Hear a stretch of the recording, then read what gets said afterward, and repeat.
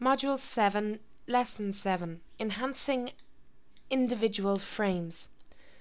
The following attributes can be applied to the frame tag for additional control.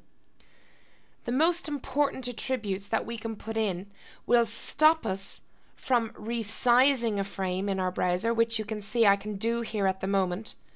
And we can also change whether there's a scroll bar for each one of our frames or not.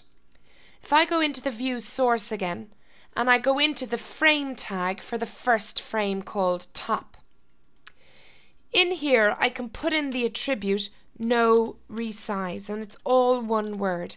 This means that I will not be allowed to go in and resize or to drag the border around the screen. So if I save what I've done and close the notepad and refresh, I'm now not able to drag this border up or down. I am only able to drag this border because I haven't told those frames to be no resize. I've only told the top frame to be a no resize frame.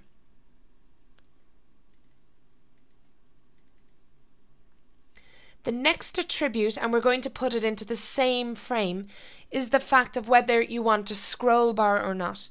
And to do this, we type in the words scrolling equals. If I put yes, it will always show a scroll bar.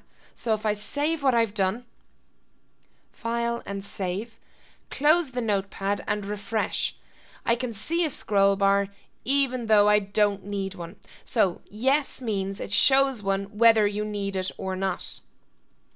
If I change that to no, it will never show a scroll bar. Even if the page is longer than the frame set, it will never show a scroll bar.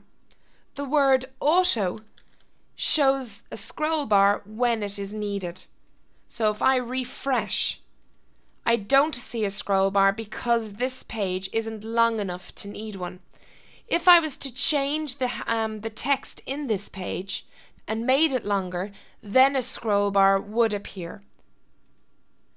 So the attribute scrolling has three possibilities. It can be auto, it can be yes, or it can be no. Auto means it will only show one if it's needed. Yes will always show one. No will never show one. So the top two attributes for a frame tag is no resize and the scrolling effect. The other attributes would be margin width, and this attribute sets the left and right frame margins in pixels. Margin height sets the top and bottom frame margins, and we can also do border color, frame spacing and frame border, whether you want one for this particular frame or not. I'm going to type in these different attributes into the very first frame tag. So the first one was margin width.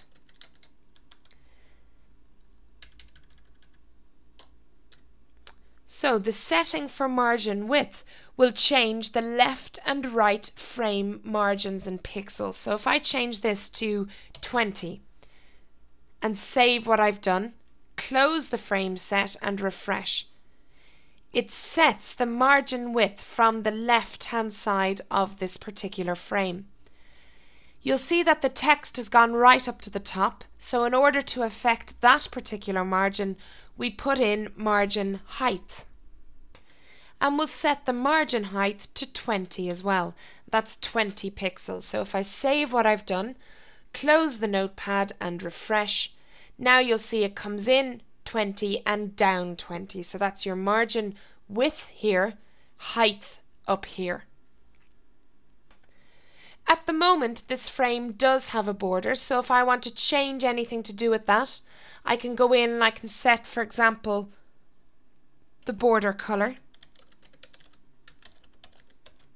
to red, save what I've done and close the notepad and refresh, and it changes the border for just that particular frame. If I didn't want any border, I would just put in the words border equals 0. And it would take away the frame for just that, or sorry, it would take away the border for just that frame. Frame spacing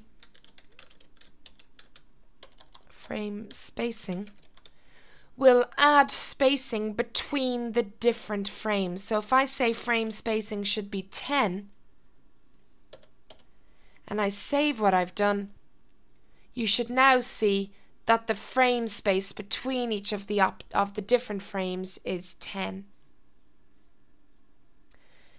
Have a look at using these different attributes, remembering that these attributes go into the frame tag, and you can put it inside each of the frame tags or just one frame tag to affect that particular frame.